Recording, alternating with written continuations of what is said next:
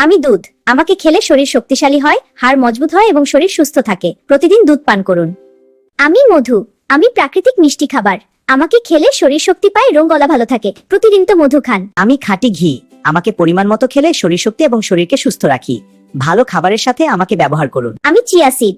আমি ছোট হলেও খুব পুষ্টিকর। আমাকে খেলে হজম ভালো হয়। প্রতিদিন পরিমাণ মতো চিয়া সিড খান। আমি বিটরুট।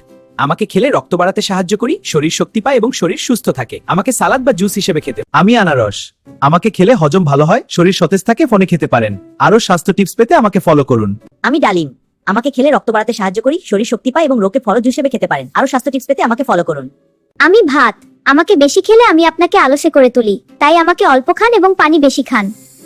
আমি খেজুর। আমি ইফতারের সময় খুব গুরুত্বপূর্ণ ভূমিকা রাখি। আমাকে খেলে শরীরের খুব উপকার হয়।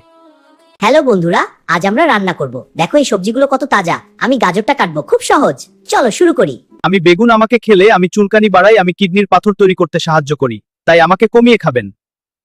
আমি বাঁধাকপি। আমি আপনার শরীরের জন্য খুবই উপকারী বন্ধু। আমাকে সালাদ বানিয়ে খেলে আমি আরো বেশি উপকারী। তাই আমার সাথেই থাকুন।